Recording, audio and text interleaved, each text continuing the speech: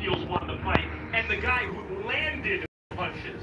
Damn, everybody left because I exited. Sometimes one guy throws more jabs, the other guy throws more crooked punches, and that really makes a difference. But by and large, there's a strong Let's see if they come back. Triple G landed about 50 punches more. Most people feel he won the fight. However, Roy Jones, what doesn't show up there is that Canelo I'm telling y'all hit the like and subscribe because they're going to be bullshitting, but we're going to keep going. 49 more punches in the fight came in the jab category, where he was we're going to keep riding. Y'all make sure y'all like and subscribe because they're going to try to take my shit off, but we're going to keep coming back. The way he judges a punch is by who I want to be after taking that punch. The guy that got hit with a power punch or the guy that got hit with the jab. The guy that got hit with the power punch has a lot more taken out of him than the guy that got hit with the jab. So that's, you lose or takes us right back to my point to where I said I was glad the fight on a draw because one guy outworked the other guy, but the other guy outbanged the guy who was supposed to come in and outbang. One comment about that, Roy, is I'm not saying Triple G's jab is worth the Canelo hook, but Triple G's jab is not just a normal jab. That's a hard power jab. Yeah, but he wasn't landing a power jab against Canelo because he couldn't hardly hit him. Anything he tried to throw power-wise at Canelo, he missed with it. And here are the numbers as Golovkin landed 53 more jabs in the fight, basically doubling up Canelo in the landed jab category and throwing 128 more. And I think what a lot of people saw in the middle rounds of the fight, Roy Jones, was Golovkin moving Alvarez to the ropes and then controlling him there with his jab. Only with the jab, though. That means keeping him in place, trying to find the big shots, but never finding the big shots. So some people, like Adelaide Berg, gave Canelo credit for making him not be able to find the big shots because Mexican style was supposed to be able to come in, find you with that jab, and put the big shots on you. That never happened to Canelo. A lot of people gave him credit for that, and that's how some people came to a draw. And listen, if you have a guy on the ropes and you're sticking out your jab, you know, as a range fighter, the way Larry Holmes did when a guy got hurt, you can set up a right hand. But if you plan on keeping a guy on the ropes, you ain't going to do it with a jab from distance. You're going to do it by putting a body on him, getting your head on his chest or his shoulder, and working the body and forcing him with your arms and elbows to stay right where he is, and shoulders and lower body strength. Keep him there and keep working. That's not what Triple G did. And so when Canelo's on the ropes frequently, it was his choice.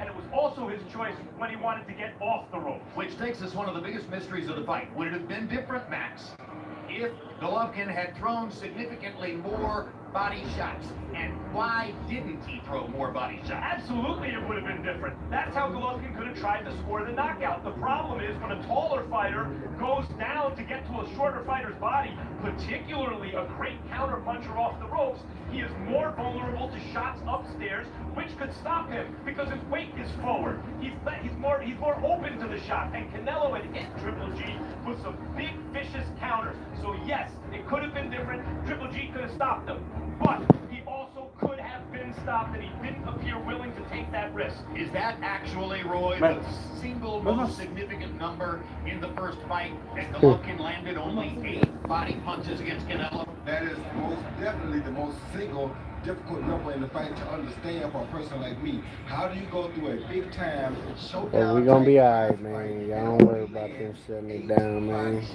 Almost unbelievable. No way that I can think of. We're gonna be on, man. They shutting it down. I'm coming back up. The other guy in 12 rounds, you landed less body shots than you went rounds. If you fall, you get back up. If I may, how about that? Y'all like that right there? Middleweight champion with a very I can see it better. Style. We all remember for performances in big fights where he got his first crack at the big time. Y'all don't worry, man. They shut me down. We coming back up. I'm talking about marvelous Marvin Hagler, middleweight champion who preceded Roy by a couple fighters. Great fighter. We're gonna watch this shit. Y'all just make sure y'all like and subscribe. Before Tommy Hearns ever fought him in that great fight, before the Leonard fight, Roberto Duran stepped up and accepted the challenge. Fuck them motherfuckers. They ain't gonna shut us down. Just overwhelm a smaller fighter with a big name and show everyone how great he was. But he was in with a great fighter and a very tricky older fighter in Duran. And they went 15 close rounds, and only a last round rally by Hagler pulled out a very close decision. Hagler was criticized after that fight. Recall what happened after the Durant fight. The next time Hagler got a crack at the big time, it was against Tommy Hearns. He scored a third-round knockout in a fight that still means great action fight. Hagler-Hearns. Now, here's a rematch against the guy who just gave him fits. It's not a new fighter Golovkin is fighting. But did he, like Hagler, learn some kind of lesson after having his first crack at the big time, that he has to bring it next time with even more intensity? Because tonight is next time. And how much does Golovkin multiply the risk if he throws those body shots and gives the counterpuncher, Canelo Alvarez, more opportunities to counter to his head? Well, he has to multiply that risk because, Jim, he needs to win his fight decisively or he may not get a victory. He may get another draw. He's already seen that. So if he cares about himself, if he cares about his legacy, if he cares about the future of his career, he has to put it all on the line. He has to throw body shots. He has to. There's no way he can not go out there, put it all on the line. And like Max said, he got to put body on Canelo, bang him against the rope, put them shoulders on him, hold him there, put some body shots on him. Do things, I know it's risky, but do things that won't allow Canelo to escape when Canelo wants to escape.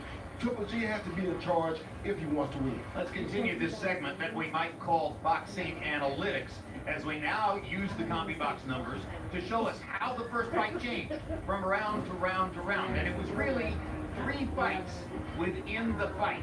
Here is Golovkin's total punch numbers in the first 3 rounds, 42 of 134. In the next 3 rounds, 52 of 198.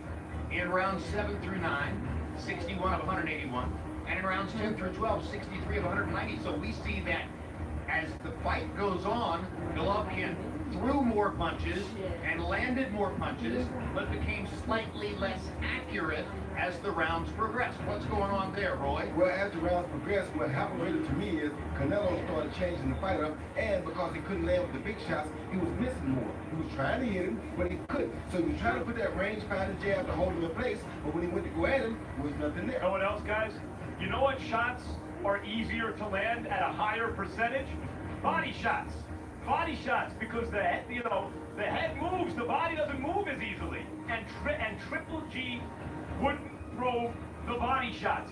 But just from activity, he kept Canelo's hands at home for most of those middle rounds, and as a result, swept rounds 4 through 9 by the lights of everyone who watched, except for a couple of the judges. Canelo total punches begins at 105. 121, 120, 120 in the middle of the fight. Clearly, in the last 3 rounds of the fight, he understood the urgency of the task. He knew he was behind on the scorecards, right, Roy? Yes, he did. His corner did a great job of telling him in round 10 that I need 3 of the best rounds he ever fought before. So he was telling him you're behind. If you don't crank up and start back fighting this fight, you're going to lose it. And Canelo did just that. That's why we see the 159 punches thrown in the last 3 rounds. Some people believe, Max Kellerman, that Canelo has stamina problems. Was he trying to control his fatigue and his energy output in the early rounds? It's really hard to say. A lot of that could be psychological, though. Not knowing what he's getting into against Triple G at first, he wants to pace himself. He wants to have enough in the tank to finish strong, which he did. By sweeping the championship rounds, he escaped with a draw against the guy, let's not forget, against whom he was an underdog coming into the fight. So Canelo's performance, if anything, outstripped expectations, and part of that was because he conserved his energy. Having now faced Triple G, having seen that really, as much as Triple G, his activity was greater, Canelo was dictating. In other words, when Canelo had activity in the first 3 and the last 3 rounds, he was able to dominate, or at least win. When he went to the ropes and stopped punching, is when Triple G had success. So if it's not in fact conditioning, if it's psychological or emotional with Canelo, he now knows he has to try to sustain the pace he set in the first 3 rounds throughout the fight this time. What y'all drinking on, man? What y'all drinking on? This fight that required a discussion and ultimately a decision from the commission as to which of the 2 sides would be satisfied. Let me turn back to Roy Jones to continue one more time with the discussion of body punches. Hey, man. I told everybody, y'all make sure y'all like and subscribe, and they shut me down. We gonna keep going, man. I'm gonna keep bringing it up. Y'all just make sure y'all like and subscribe, because if not, It's really bad to say that from a guy Y'all ain't gonna see it. They can't shut us down. They can't shut us down. I paid for it, so why they gonna shut me down?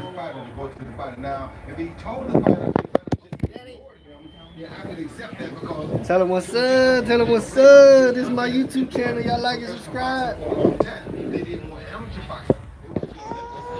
Yeah, Daddy, tell them. Hey, y'all like and subscribe. Oh shit, there goes the fight. I think it's next. I think it's next, man. We gonna make it. Tell them we gonna make it. Tell them we all gonna make it. We're not gonna be able to control it and hold him against the ropes. No. Come on. Yeah, tell them we gonna make it. Elbow shots, hip shots, all those are considered body shots. And y'all don't like and subscribe, I'm gonna shut this motherfucker down. To get it with Triple G. With Canelo offered to put on Triple G's resume, and the idea was Golovkin was this unstoppable Yeah, tell them y'all don't like and subscribe, we gonna shut out. Other top fighters, you don't just mow them all down. And so once the fight started, what you saw We gonna was shut it down. He used more boxing skill than we thought he had to use. Now, to his credit, It's coming up in 50 minutes, so I got enough time. Shut this motherfucker down if y'all don't like and subscribe. Having said that, didn't, come Yeah, Daddy, come on. his charge and preparing for his charge to the body. Triple G simply didn't do it. One final narrative note, just to button up the topic with an interesting memory. When I walked Alright, we'll go to another screen. What the after fuck? that first fight, one of the first people I ran into. I ain't here to argue, man. I'm trying to satisfy everybody else. How don't you know everybody else done subscribe but you? Yeah. Always a hater, man. I know y'all wanted to watch, man. I'm putting this up so everybody can watch. I ain't trying to argue with nobody on no damn screen. It has to do with what you just saw moments ago with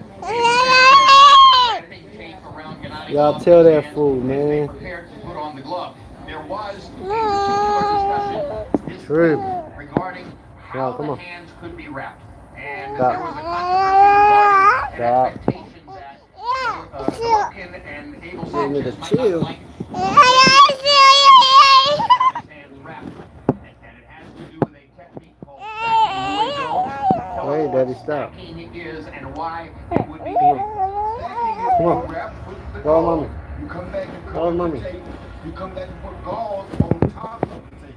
That becomes almost like a cast. The only thing about it is it's on the knuckle, but it's and now if you put a cast, it feels like I can use my hand as somewhat of a glove. Because it may not be on the knuckles, but it's still a cast and it's still on the end of my hand. So maybe I don't hit you with the knuckle, but every time I club you, I'm Man, we good, man. Don't worry. We all gonna watch this shit. Oh shit, it's in too much.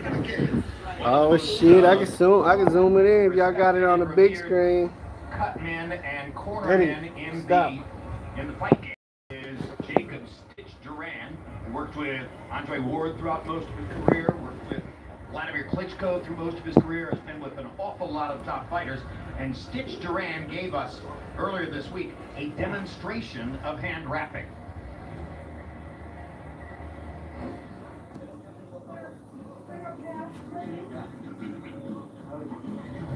I can't have that. No, I cannot have that. Okay, that's not gonna happen. There's nothing wrong with that. No, that's stacking. I guess there was a complaint by the Triple G camp, Abel Sanchez in particular, that Canelo was stacking the wraps, which is gauze and tape and gauze and tape. And he said that it turns into a cast and that he could punch harder, right? You know, that's not true.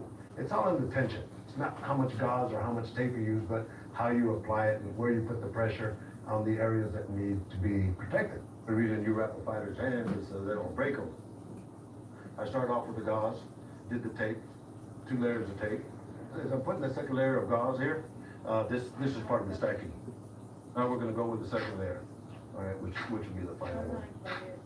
Somebody decided that stacking will give a fighter an unfair advantage. Well, I'm here to dispel that myth. So, you know, the bottom line is, you know, Abe Sanchez says it was illegal, but the Nevada State Athletic Commission has agreed that it does not give Canelo an unfair advantage.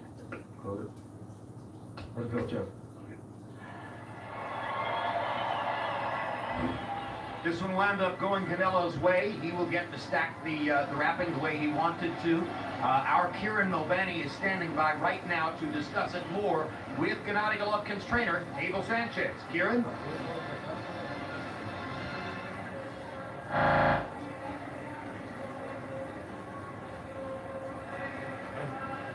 Technical difficulty, and we don't have a chance right now to get to that. Your thoughts on the hand wrapping subject, Max Kellerman, and the outcome in favor of Canelo? Well, look, my initial thought was if the stacking doesn't occur on the knuckles, on the area of the fist with which a fighter hits another fighter, then what's the harm? And I know it's a common practice, but Roy has said that it doesn't matter because it creates a cast that stiffens the arm, and Roy, you believe, lends more force to the shot. The thing is, if stacking is allowed, then that means Triple G is also allowed to stack.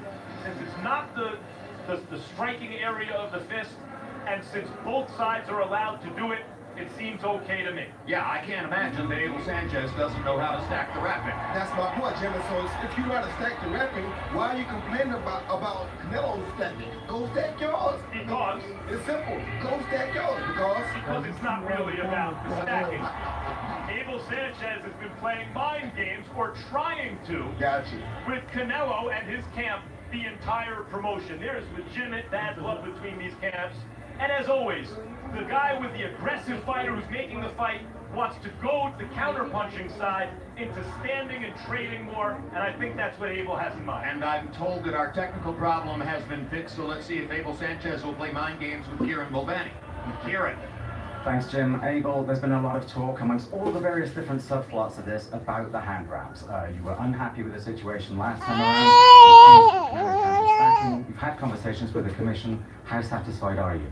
Well, we've had a lot of conversations with the commission, and they've come to the conclusion that they're going to follow the rules and allow a certain amount of tape.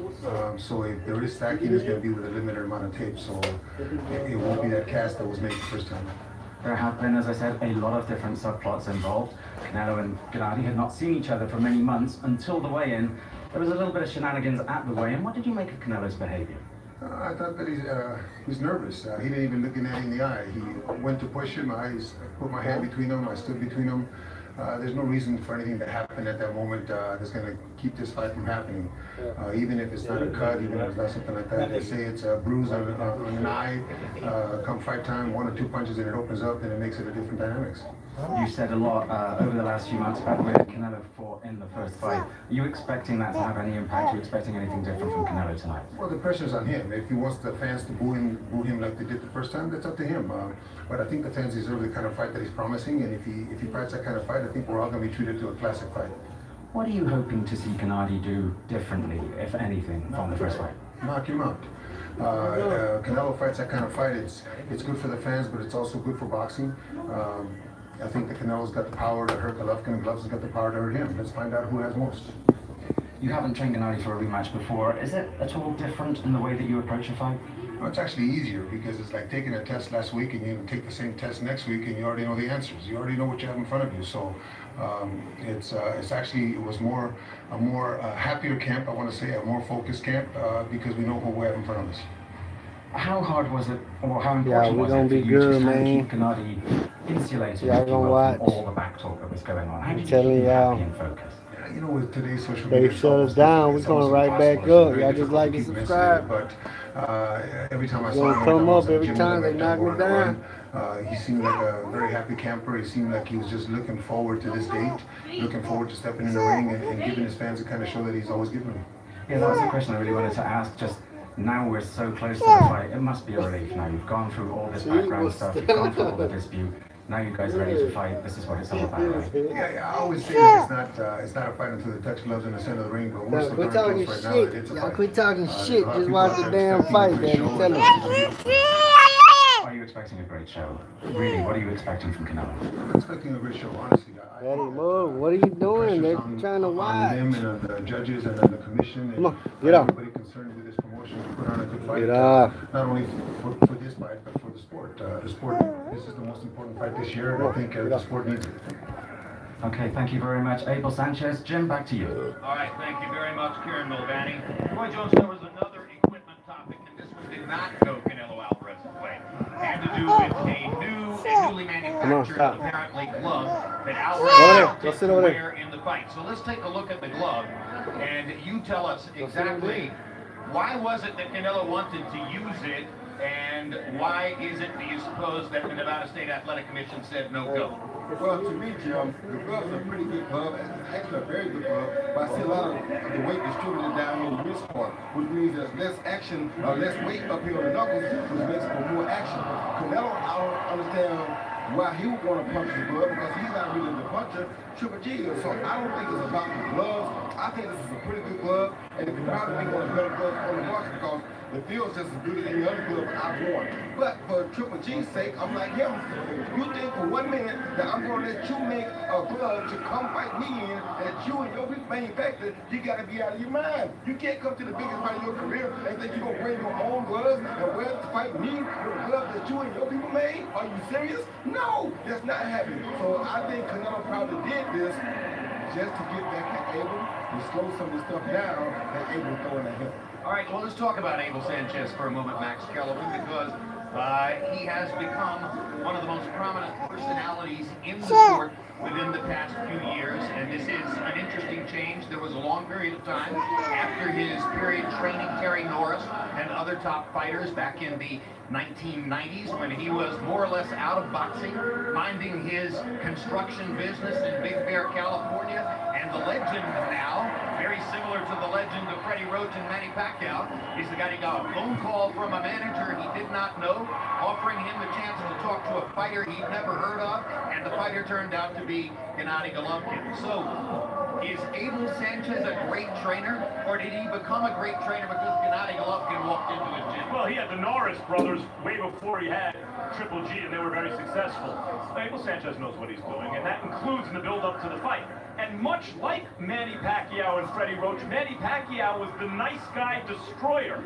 And so it was on Freddie Roach oftentimes through the promotional build-up to the fight to be the guy kind of creating some excitement from Manny Pacquiao's side, because Manny Pacquiao was certainly not going to talk smack toward the other side. It's not his style. Triple G is very much the same way.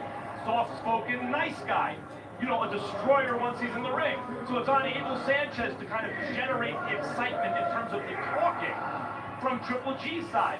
But one thing that bothers me is when I hear the trainer talk about his desire for the other side, who's the boxer, the guy who's likely to move, the guy who's likely to fight more defensively, for the other side, that they should feel pressure to, come on, make it a fight. You know, you heard the complaints from Pacquiao about Floyd after their fight. Well, come on, Manny, how do you think Floyd's going to fight? It's on you to make him fight the way you want him to fight. He's not just going to stand there so he can hit you. His game is boxing. Similarly here, Canelo's game is boxing. It is on Triple G and Abel to devise a plan that forces him to fight. If after this fight, Canelo's won because he boxed well, I don't want to hear from the other side, well, it wasn't as good a fight as it could have been. It would have been better for boxing had he stood and fought. All he did was run. No. You make him fight your fight. I see a lot of y'all don't like and subscribe. I appreciate that, man. Y'all gonna keep getting all these HBOs for free. You seem so calm about everything. Yeah, well, listen. Water off the duck's back, essentially, was their answer out of the Canelo fight camp. He's just talking. He doesn't know what we're doing. We're going to prepare the same way no matter what. Yet, as soon as the weigh-in started, Canelo's flipping out on Triple G. And Canelo admitted that he's looking for the knockout in this fight since day one of training camp. It starts in 30 minutes. Hard to say if Abel's not crazy like a y'all don't worry, man. We're going to watch the fight. They shut me down. Let's take a look at Abel Sanchez's bio. How do y'all want it? Is that good right there? The trainer of the year that Golovkin really emerged as a star here in the United States in 2015. His record with Golovkin, 20-0-1, 19 knockouts. Golovkin, of course, spent the first 6 years of his professional career in Germany, chasing a title belt held by Felix Sturm, for which he was never going to get a chance to compete. That's another part of the Golovkin story that figures into what happens here tonight. Abel Sanchez has a construction contracting business and is a skilled construction contractor, owns the Summit Gym in Big Bear, California, where a lot of prominent fighters have trained in recent years, including Roman Chocolatito Gonzalez, has trained Carlos Cuadras, Terry Norris, Juan Carlos Abreu, and the other fighters whose names that you see there. Roy Jones, what's your take on Abel Sanchez and what he has done with Gennady Golovkin? Is he a teacher, or is he simply a watcher who has taken a great talent and administered what he's done here in the United States? No, he is a teacher, Jeremy. He's done a very, very good job of changing Gennady from a polished amateur to a very good polished professional. Now, you can't take a race with a horse but so far. So I think he did everything in his power, and I think he maximized all the abilities that Triple G has. Sometimes there's a trainer and a fighter that fit. In this case, I think these two guys fit because his style of boxing fits what Triple G does. He was able to take Triple G and take him from a regular, decent professional boxer to a very good, almost pretty much great professional boxer. So I think Abel Sanchez has done a superb job with Triple G, but Triple G is one of those kind of guys that fits Abel Sanchez's resume. And let's talk about what Max Kellerman pointed out, which is because of Golovkin's limited English and to a certain degree because of the reticence in his personality, it falls to Sanchez to be the social media prod, and he becomes the public face of the camp. In dealing with Canelo, and this whole social media war has been Canelo versus Abel Sanchez. Is there a weakness in the Golovkin front because of that, or is it okay for the trainer to be the voice of the camp? Well, it's probably somewhat, it all depends on who it is. To me, it would have been a weakness because why is your trainer talking to me and not you? So to me, I would take that as a weakness. I want to hear what your trainer has to say. He ain't got to fight me. You do. So I want to hear you talk. And to me, hey, who y'all got? Who y'all got? Canelo went up and walked up in Gennady. Y'all make sure y'all like and subscribe because they shut us down. I'm coming right back up. He can't say me now. I see him give me But y'all ain't gonna see it if y'all don't like and subscribe. You gotta come fight me. You haven't said anything, no. But he can't speak for you when that bell rings. You gotta answer to me. Hello, here I am. You fought most of your career prior to the advent of the social media era. Would you have been the absolute king of manipulating other fighters' personalities via social media if that had been going on when you were at the top? Tell them, Daddy, y'all like and subscribe. Y'all don't like and subscribe, we're gonna shut it down. Nah, I can't shut it down. A lot of people don't like to subscribe, man. So we don't have to eat it up, man. But y'all like and subscribe, man. Y'all don't hate.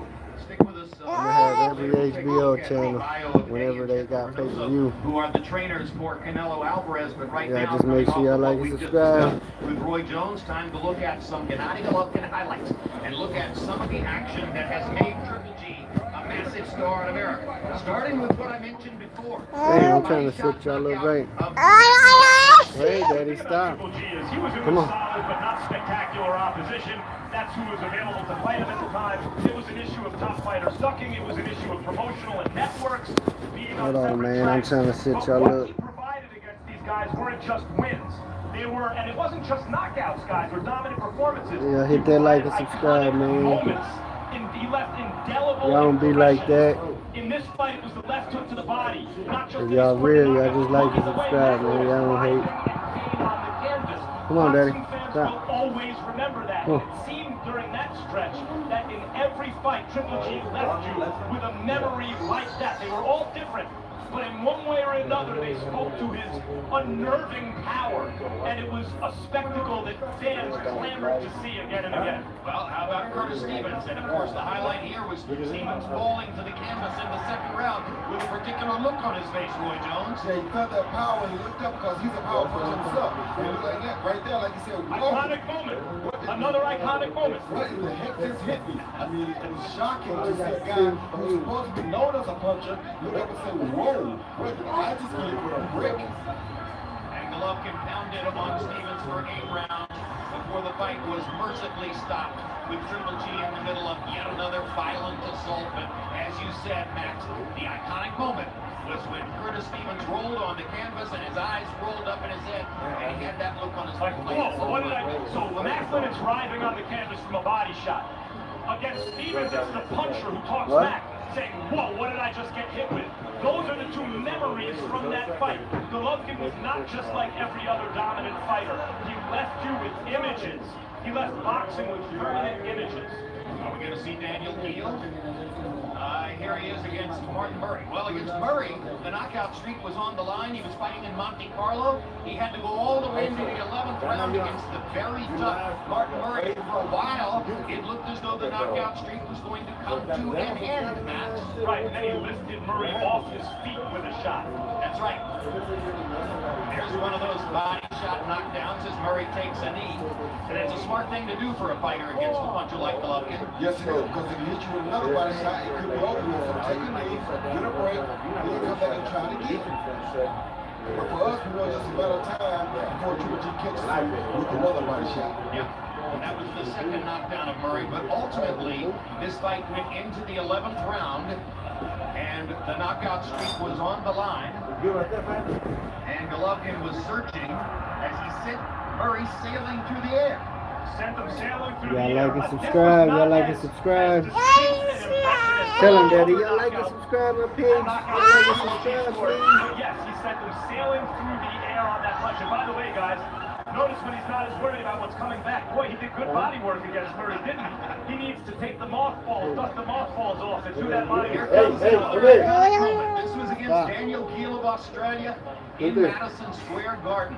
And against Geale, who was skinny compared to Golovkin, it was obvious that there was going to be mayhem at some point, and Roy Jones, Golovkin just fired away. They just fired away like Max said, but there's nothing really coming back at him. He's a totally different fighter. He uses body shots, he uses angles, he uses all of his weapons when nothing's coming in him. But when something coming back at him sometimes, he only got 8 body shots in a whole fight. So we want to see him do this in a big fight like he's having tonight. And he was also a younger man at that point. When you're younger, it's easier to run through the brick wall than when you get older.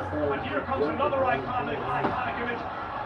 Geale lands the right hand, rocks Triple G back, and Triple G comes right back, snaps up, and knocks him out with his own right hand. Exactly right. Knocking Geale out at the moment he was eating a right hand from Geale. Those kinds of moments made him into a cartoon legend in the United States. Then it began to get a little bit different. He got hit by a lesser fighter named Willie Monroe. He speculated he was allowing Monroe to hit him. He fought the smaller Kell Brook in England. And even though he broke Brook's eye socket very early in the fight, Brook landed some meaningful punches. Yes, Brook did. Brook landed some really serious punches on him, made him back up a couple of times. And Brook is a welterweight who came up to middleweight, 2 weight classes to fight Triple G. Triple G still provided thrills in this fight, and really It's gonna start about 30 minutes. Why was the fight so competitive early? Because Kell Brook, though a smaller man, was the best professional opponent in terms of skills that Triple G had fought to that point. And this was the first time where we all began saying, Triple G looks a little vulnerable. Is that because he's getting older? Or is that because for the first time he's fighting Kell Brook, a kind of fringy contender for top 10 or 12 pound-for-pound status at one point in his career?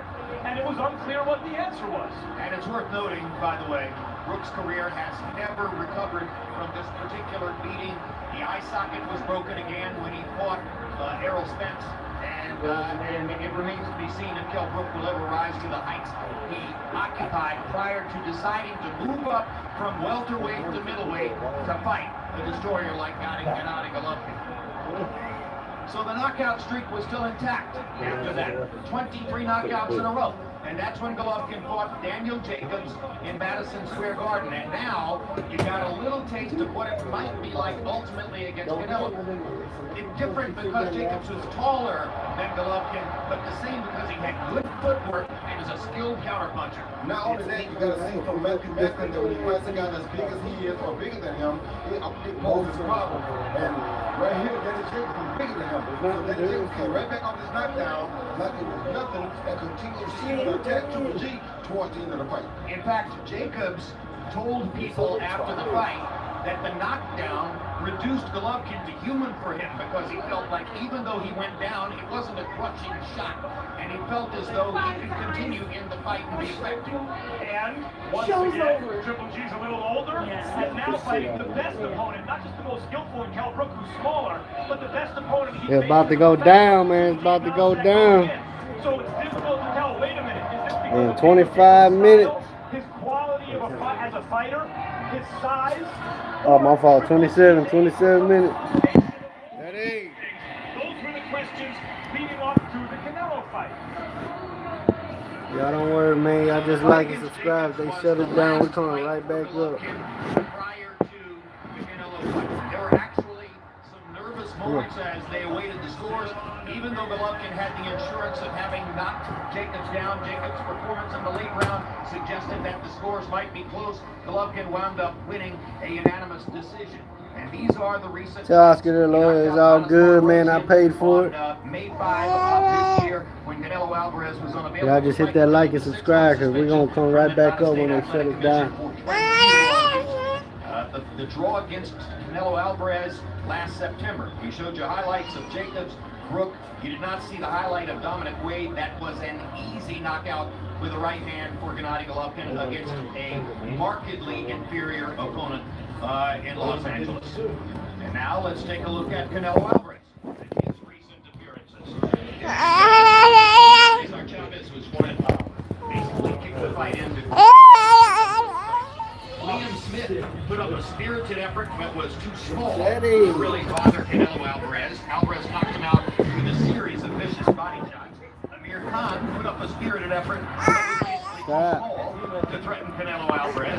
Alvarez knocked him out with a throwaway left jab and a right hand puncher over the top. And then Cotto in Las Vegas was also probably a little too small to really compete against Canelo Alvarez. Yeah, a little too small. Yeah, what the difference is, out of these 5 people, GGG graphic, 4 of these people were former world champions. No matter what they were, small to big. Yeah. One thing about the Chavez fight. I'm telling y'all like and subscribe. I'm going to keep messing up the video. The idea was he could use his size and his infighting ability to get Canelo against the ropes. But afterward, told me in the ring, the reason he didn't was those counters dissuaded him from doing it. It's one thing to do that to dissuade Julio Cesar Chavez. Yes, sir. They're next. They're next. Canelo dissuade Triple G the same way, and to an extent he did. And that is an impressive accomplishment. Nah, not yet. It's about to start in, I think, 25 minutes. He dissuades pressure fighters from pressing what would otherwise be their advantage when Canelo's back is on the ropes. I'm telling y'all, man, y'all just like and subscribe. If they shut us down, we coming right back up. These guys, like you say, 4 of those guys are former world champions. You learn something when you fight them former world champions. All right, not we're going to be good, man. Y'all just like and subscribe. Y'all going to watch it. That took place in Houston back in May of 2015. Canelo bragged to us yesterday, I did have 2 knockouts in the year. This was one of them. Y'all like and subscribe. The throwaway jab and come on, man, y'all. We're going to see a lot of these. If y'all like and subscribe, every time there's a pay-per-view, I'm going to order it. Y'all watch it.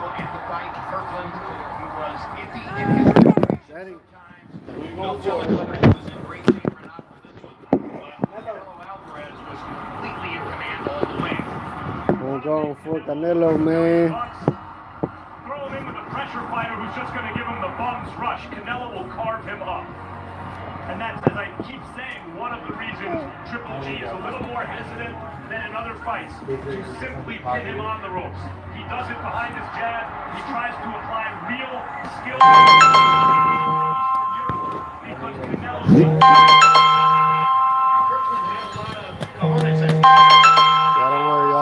I gotta pick this up real quick. Yeah, we back, man. My bad, we back though.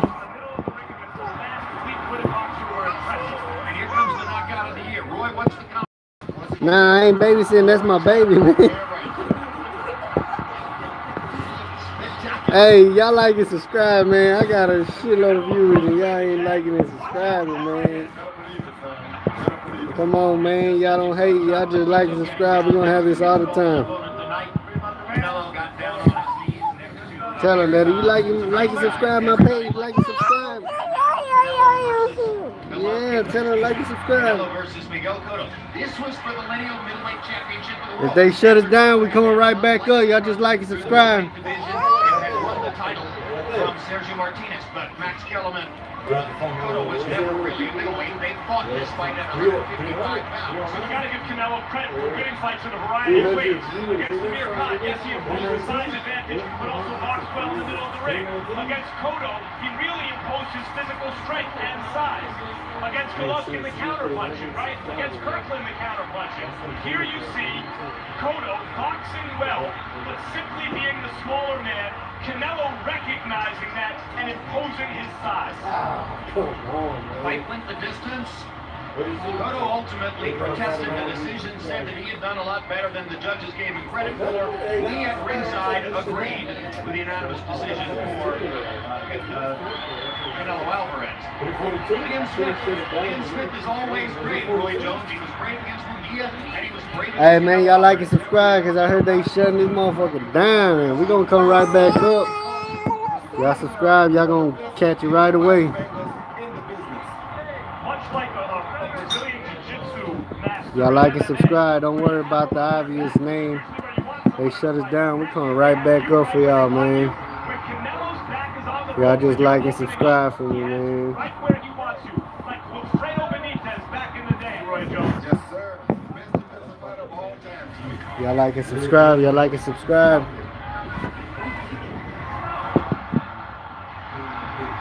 Alright.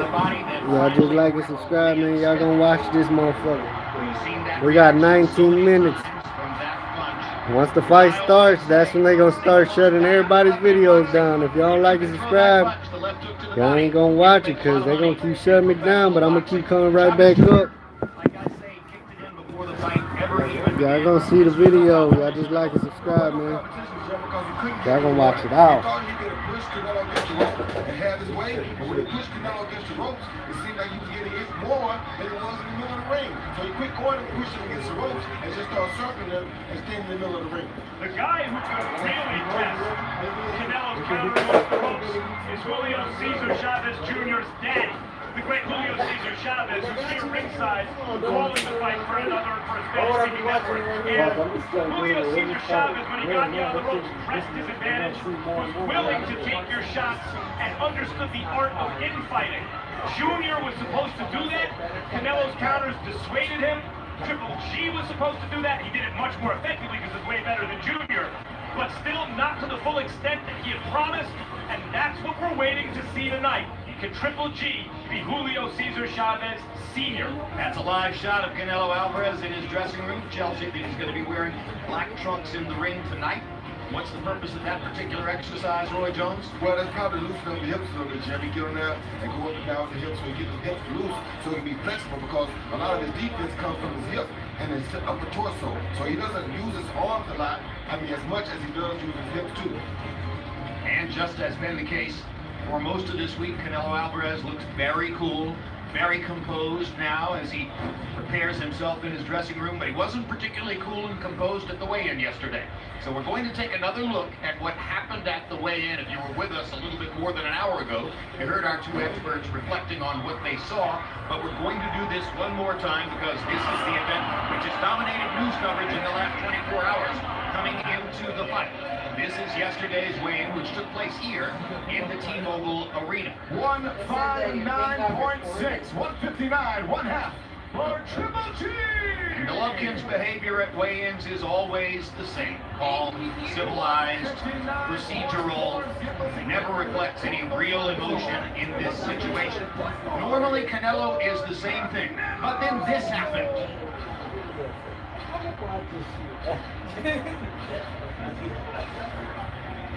Hey, somebody just hated on me and they reported me. Y'all like and subscribe because once they shut us down, we gonna come right back up. Y'all don't worry about this shit. Fuck all them hating ass motherfuckers. Sorry about that YouTube, but they just be hating, man. They be hating. I believe that, Jim. I do believe that most of that did happen. No, daddy. Stop. Hey, bring me a pillow. Bring me a pillow. The pillow. When I come get in your face. And that's what Canelo wanted to see at that weigh-in. Some experts see that exactly the opposite of the way Roy Jones sees it, Mac Kellerman, and they think it reflects an insecurity of Canelo. Well, look, at first, that's Canelo being scared, right? And that's how a scared fighter reacts. But Canelo has not known to be a scared fighter throughout his career. But at best, what it means is that in spite of everything Canelo and his camp are saying that they're not going to give in to Abel Sanchez's mind games, in fact, Yeah, they're gonna be a hater, man. Whoever reports that shit, it's straight hater. It's one thing if he frequently behaves that way, but he doesn't. He's a much calmer customer. I'm telling y'all, man, y'all just like and subscribe. A hater ain't gonna stop us. We gonna watch this. You have to ask, what is different? Why are they I just gotta set y'all up right. Psychologically before the fight, the answer seems to be yes. Will that extend to the fight? And that's a question we're all interested in. And he was back to being calm when Max Kellerman visited him. Y'all just like and subscribe, because there's gonna be haters reporting this shit. And we're gonna come right back up. Y'all don't worry about that shit. Canelo, when y'all don't worry about it. You were as calm as could be in your room. They gonna hate on us, but ignoring all the insults from the other side. Dale. Go. Cool about it. 2 hours later, at the weigh-in, flipping out. What happened?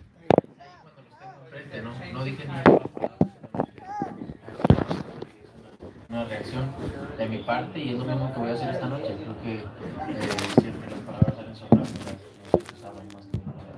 It's just a matter of fact that I had him there in front of me. I didn't say a word, but I had to act. And as a matter of fact, words don't mean anything. When you make the effort, when you put the effort, your actions show what you mean. And so that's what happened. And so like, well, that's how I'm about to set y'all up, man. That's what you were telling us yesterday.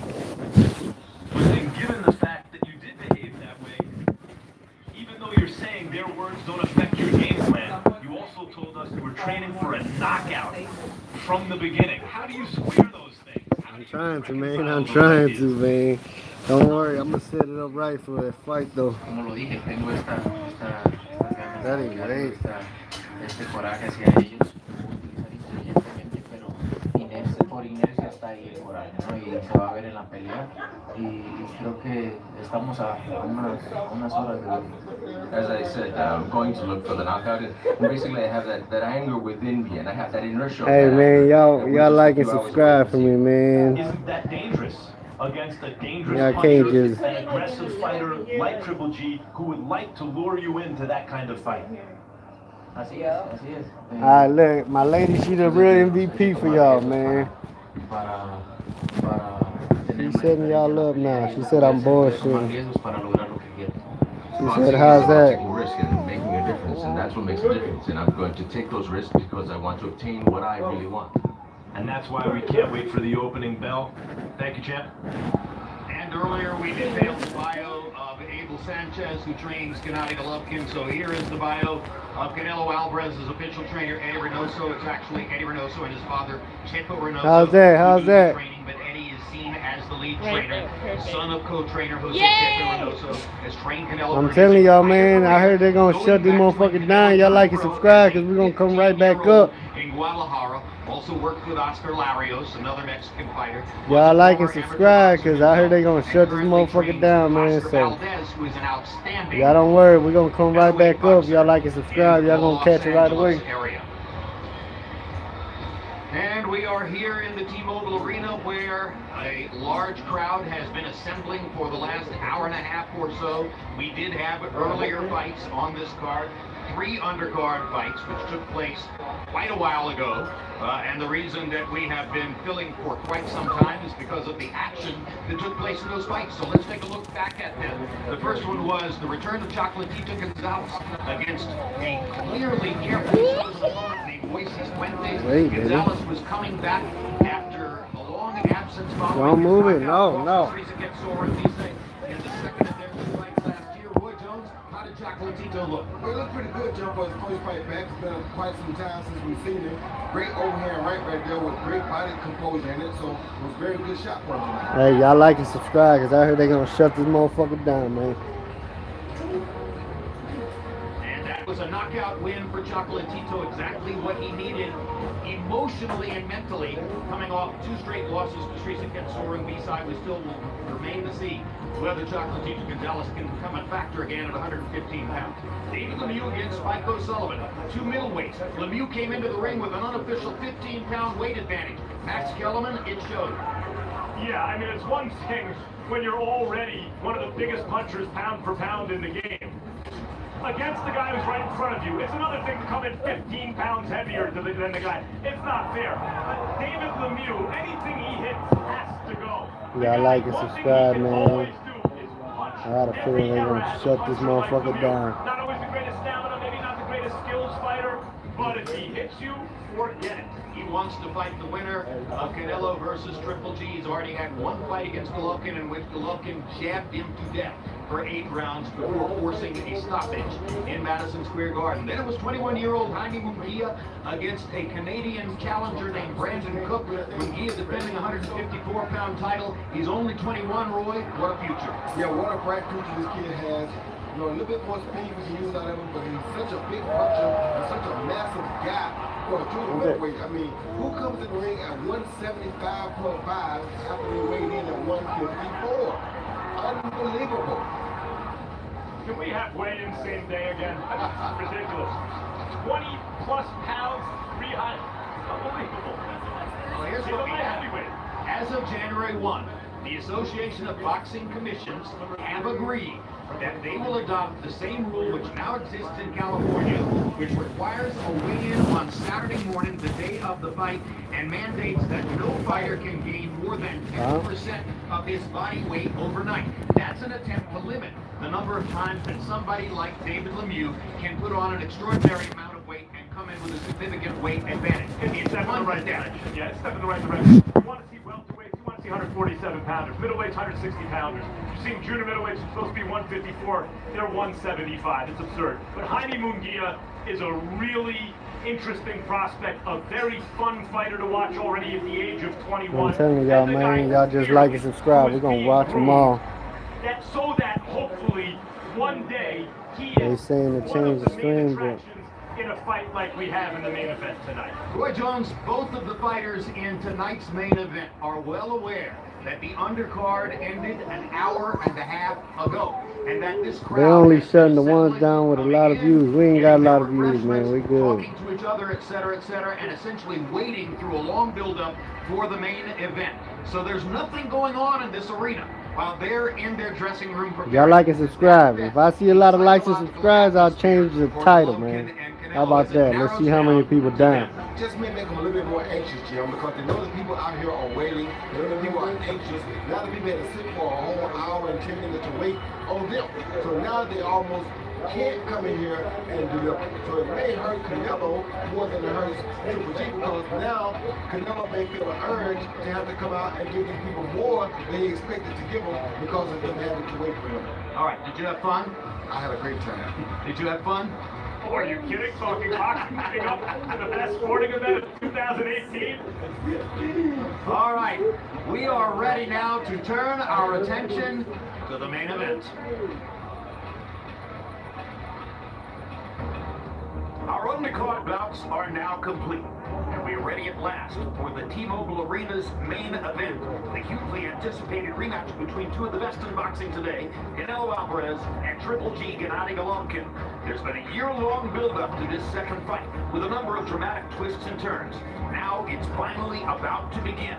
But before Canelo and Golovkin enter... It's about to begin, man. If I don't see a bunch of subscribers, man, they gonna shut this motherfucker down. I'll change the name if y'all like and subscribe, man. I promise. Right whenever I see all 367 viewers.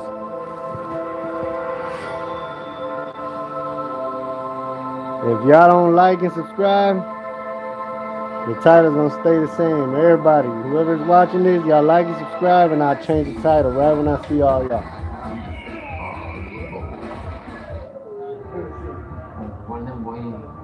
Una familia de peleadores.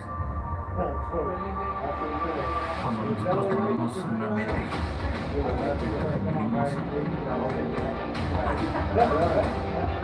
para ser campeón se necesita disciplina, fuerza de voluntad, sacrificios, talento.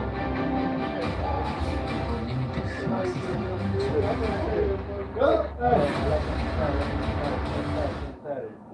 I mean, bro, I'm a reporter. I found something really bad. And I am being taken.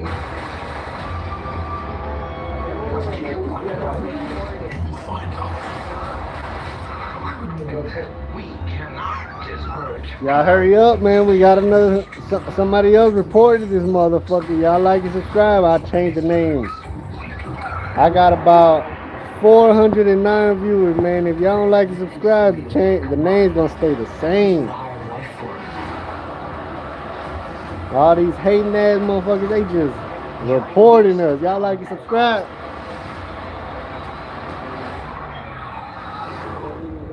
What the hell are you?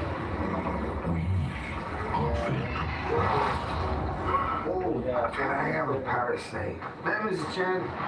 In IMAX, October 5th. Mark your calendars for these upcoming shows from HBO. This coming Wednesday, look for the next installment of my show, The Fight Game. The next week, it's Real Sports. In October, it's the documentary Student Athlete, which examines how athletes generate millions of dollars for the universities, yet they themselves remain unpaid. Later that month, World Championship Boxing returns with Daniel Jacobs against Sergey Derevchenko. In December, the documentary Momentum. Yeah, you're right. I was thirsty, but I didn't drink some of this good shit. Surfing's most legendary crew. And coming in 2019, What's My Name? Muhammad Ali, a two-part documentary about one of the towering figures of the 20th century. Here's a closer look.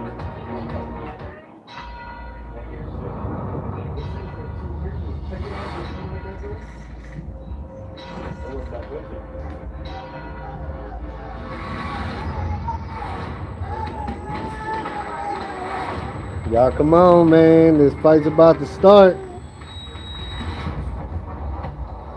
Mira, si no le ponen el like y subscribe. This will be no contest to prove I'm still the best.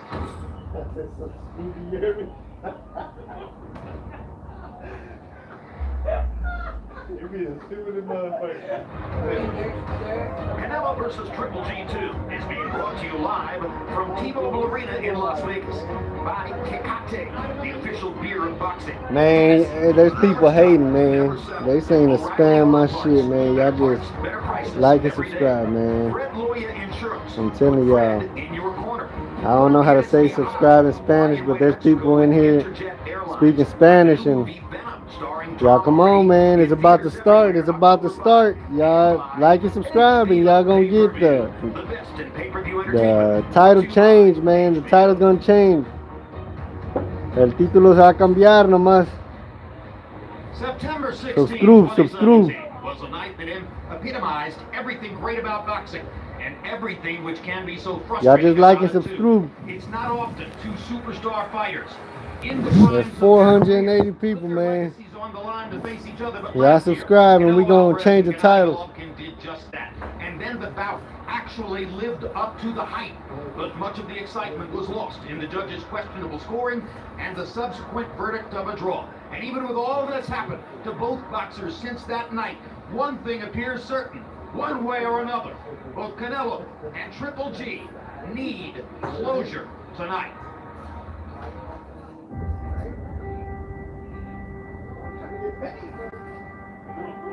Everyone agrees.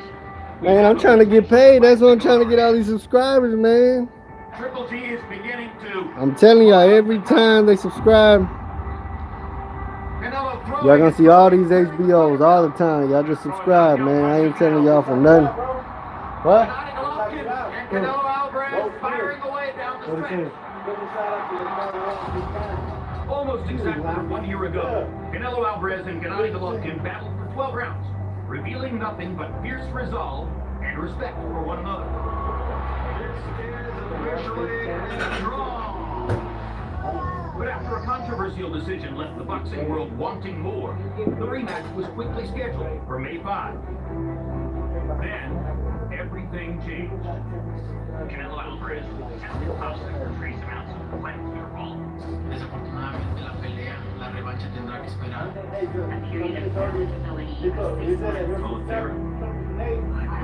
Man, I'll front you the eighth, man. I'll front you a pie, man. Fuck the eighth.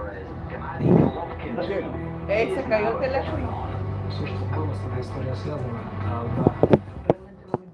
Sitting sideways, man. We sitting sideways. Where y'all from? Where y'all from, man? This H-Town recording right here. Where y'all from? Anything resembling respect between the two superstars has been shattered. So when Canelo Alvarez and Gennady Golovkin walk to the ring moments from now, they will carry what remains. The real anger, the deep contempt, and the strong emotions that so often lead to legendary nights in the ring.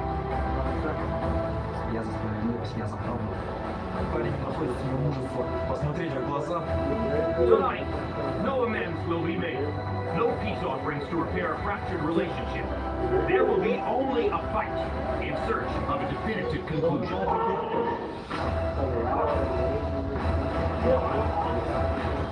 Canelo versus Triple G. The rematch is next. A quick sampling of some of the stars and celebrities on hand for this big fight. Rosie Perez, always here. Thomas Hearns, a reminder of the greatness of Detroit boxing in the 80s, and the late Emanuel Stewart. Omar Benson Miller, a big fan. Charles Barkley comes to almost every big fight. We would never expect to see something like this take place without his presence here.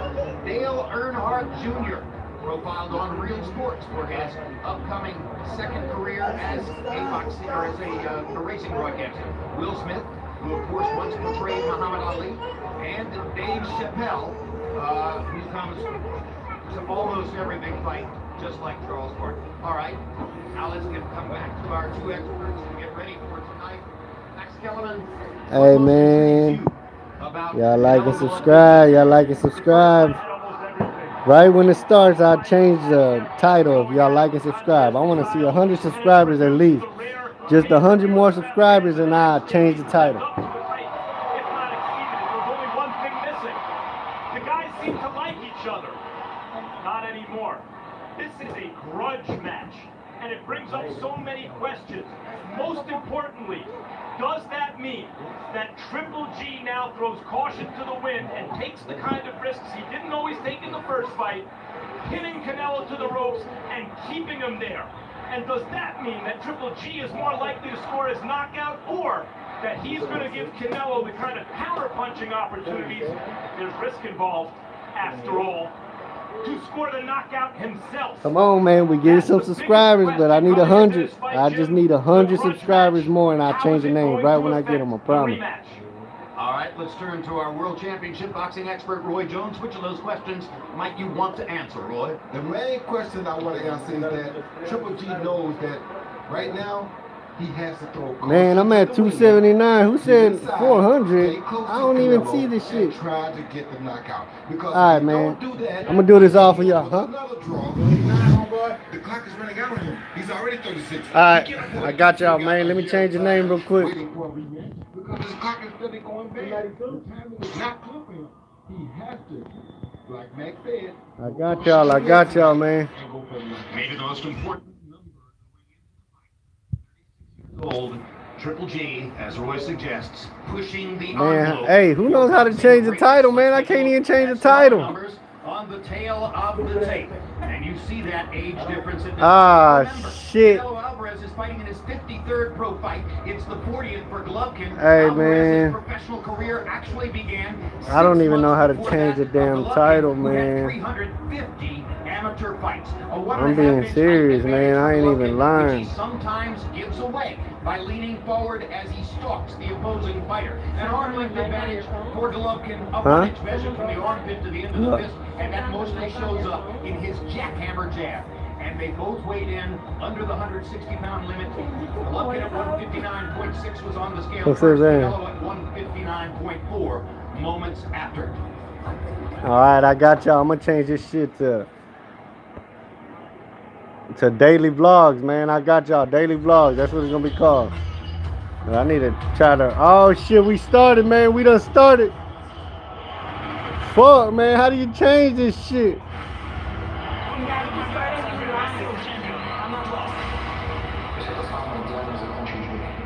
Everyone, somebody said everyone unsubscribe. Hey, y'all, man, get off my damn live, man. You hating, man. I ain't even trying to do that to y'all, man. I'm trying to change this shit for real.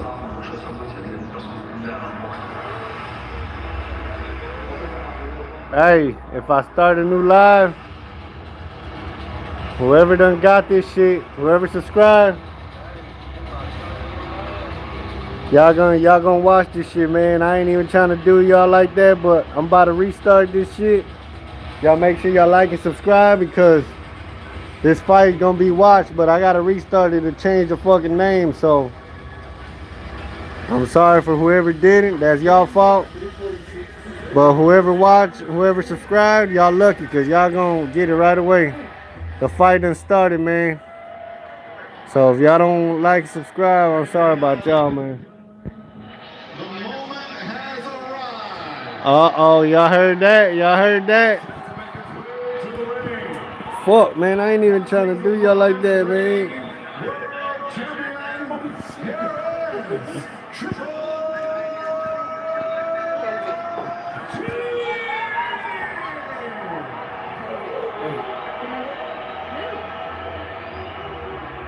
Oh, shit, man. Hey, I'm sorry, man, but y'all gonna have to look for me again because I'm coming back up. We're gonna change the title. Alright, whoever's watching, y'all give me a title to change this right now. The first one I see.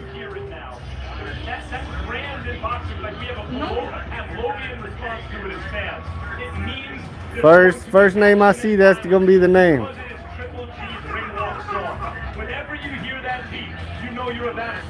Alright, daily vlogs, alright. Everybody who watching, daily vlogs, that's the name. Daily vlogs. Y'all heard? Daily, okay, Roger Campus streams. I like that, I like that. Nah, man, hold up, man. Gone wild.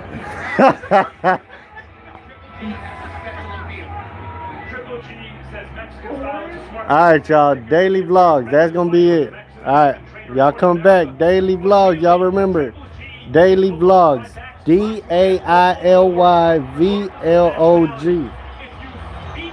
Alright, I'll be back.